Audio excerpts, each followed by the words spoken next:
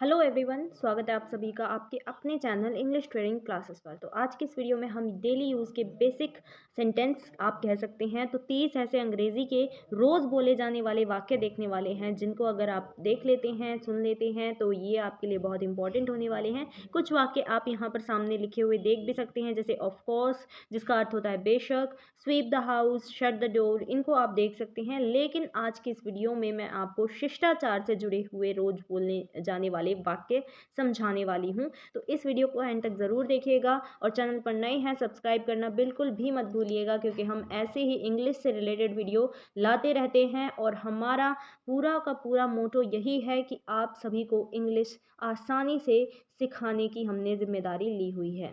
चलिए तो स्टार्ट कर लेते हैं हमारी वीडियो को। तो यहाँ पर सबसे पहला वर्ड जो आपका बेसिक सेंटेंस है वो है, मैंने मिलने का समय दिया था परंतु मैं आ नहीं सका, मुझे माफ़ करें। तो इस शब्द को, इस पूरे वाक्य को आपको इंग्लिश में किस तरीके से बोलना है तो वो आप देख लीजिए। मान लीजिए आपने किसी को मिलने का समय दिया है परंतु आप वहाँ नहीं जा सके, तो आप कैसे माफ़ी मांगेंगे? आई am sorry, I couldn't make it that day। I couldn't आप इसको पढ़ते हैं make it that day, यानी कि मैं उस दिन नहीं आ सका। नेक्स्ट आपका वर्ड है, मैं ठीक समय पर नहीं आ सका, माफ़ करें। यहाँ पर हम समय की बात कर रहे हैं और उसमें हम दिन की बात कर रहे थे। तो यहाँ पर समय है तो आपकी जो सेंटेंस है वो बनेगी, आई am sorry I couldn't make it in time। In time, ठीक है। आई am sorry I couldn't make it in time। Next आपकी सेंटेंस है, माफ़ कीजिए मुझे देर हो गई। आप बहुत बार ये सेंटेंस यूज़ भी करते होंगे हिंदी में, लेकिन इंग्लिश में आपको ये कैसे बोलनी है वो मैं आपको बता देती हूँ। तो आप बोलेंगे, I am sorry I got a little late. I am sorry I got a little late, यानी कि मैं माफ़ कीजिए मुझे देर हो गई।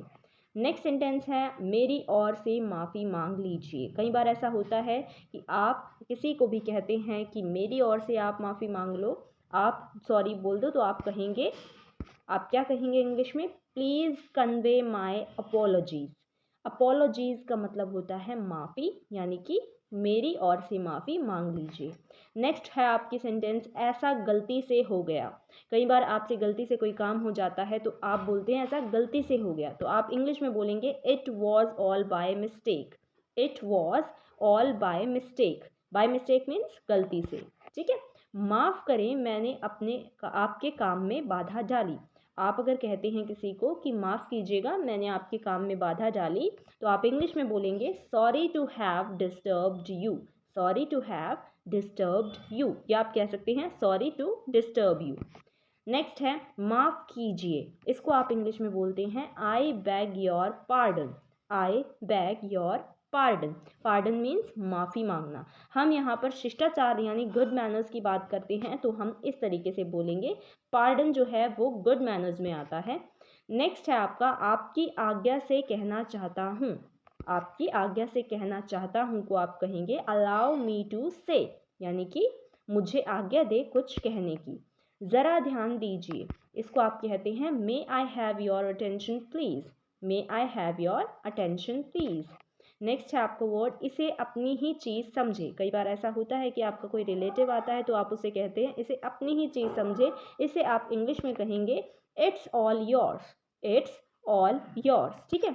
नेक्स्ट है आपका वर्ड, ज़रा मुझे बोलने दे। ज़रा मुझे बोलने दे, तो आप कहते हैं, will you please permit me to speak. Will you please, permit का मतलब होता है मुझे बोलने की आज्ञा देना, ठीक है। Permit me to speak. अपने काम में मेरी मदद ले लीजिए, तो आप कहेंगे, let me also help you, यानी कि आपके काम में मैं आपकी मदद कर देता हूँ। आप इस जो सेंटेंस है उसको इस तरीके से भी कह सकते हैं। क्या आप थोड़ा खिसकेंगे? कई बार ऐसा होता है ना, बस में आप ट्रैवल करते हैं या फिर कहीं भी, तो आप किसी भी एक स्ट्रेंजर से कहते हैं या फिर किसी जानकार से भी कहते हैं कि आप क्या थोड़ा खिसकेंगे, तो आप कहेंगे, will you please move a bit. Will you please move a bit. ज़रा धीरे बोलिए, इसको आप कहेंगे, will you please speak slowly, ठीक है। क्या मैं आपका थोड़ा समय ले सकता हूँ, इसको आप इंग्लिश में बोलेंगे, could you spare a few moments for me. Could you spare, spare का मतलब होता है कि मुझे थोड़ा सा समय देना, अ फ्यू मोमेंट्स फॉर मी। जैसी आपकी मर्ज़ी, आप कहते हैं ना कि अब मेरे बस की नहीं है, अब जैसी आपकी मर्ज़ी आप वैसा काम करिए, तो आप इसको इंग्लिश में कहते हैं एज़ यू विश या एज़ यू प्लीज़। ठीक है, इनमें से आप 2 वर्ड्स दिए हैं, विश या प्लीज़, इसमें से कोई भी आप यूज़ कर सकते हैं। आराम से बैठिए, इसको आप कहते हैं please make yourself comfortable, please make yourself comfortable. कष्ट के लिए क्षमा करें, इसके लिए आप बोलते हैं सॉरी फॉर द इनकन्वीनियंस। यहाँ पर इनकन्वीनियंस का मतलब होता है कष्ट। ठीक है, नेक्स्ट वर्ड आपकी जो सेंटेंस है वो है आपकी बड़ी कृपा है। आप कहते हैं ना किसी ने अगर आपका कोई काम कर दिया हो तो आप कहते हैं कि आपकी बड़ी कृपा है। देन आप कहेंगे इंग्लिश में दैट्स वेरी, या फिर so kind of you, that's very kind of you, या आप कहते हैं that's so kind of you. आपसे मिलकर खुशी हुई, किसी से आप मिलते हैं और उससे मिलकर आपको बहुत खुशी होती है तो आप बोलते हैं glad to meet you, glad to meet you. Next, आपकी अच्छी सलाह के लिए धन्यवाद। अगर कोई आपको अच्छी सलाह दे रहा है तो आप कहेंगे thanks for your kind advice, या फिर thanks for your valuable advice, thanks for your valuable advice. मैं पूरी कोशिश करूँगा या करूँगी तो आप कहते हैं आई will try my level best. यहाँ पर करूँगा या करूँगी हिंदी में जो है यहाँ पर होता है, लेकिन इंग्लिश में कुछ भी चेंज नहीं होता, चाहे आप लड़की हैं या लड़के हैं, आप इसी तरीके से बोलेंगे I will try my level best. आशा है आप मज़े में हैं, तो इसके लिए आप कहेंगे hope you are enjoying yourself. लीजिए, लीजिए को आप कहते हैं please help your self.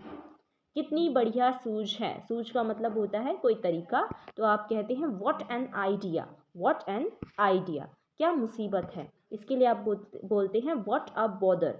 Bother जो है ये आपके लिए नया वर्ड भी हो सकता है जिसका मतलब होता है मुसीबत। वे रात को आ सकते हैं, तो इसके लिए आप कहेंगे they may come at night, they may come at night, यानी कि वे रात को आ सकते हैं। आप क्या चाहते हो, what do you want, what do you want. बड़ी खुशी का समाचार है, अगर कोई खुशी का समाचार सुना रहा है तो आप कहते हैं बड़ी खुशी का समाचार है, दैट्स अ ग्रेट न्यूज़। सावधानी से लास्ट आपका वर्ड है, इसके लिए आप यूज़ करते हैं वॉच आउट, वॉच आउट यानी कि सावधानी से।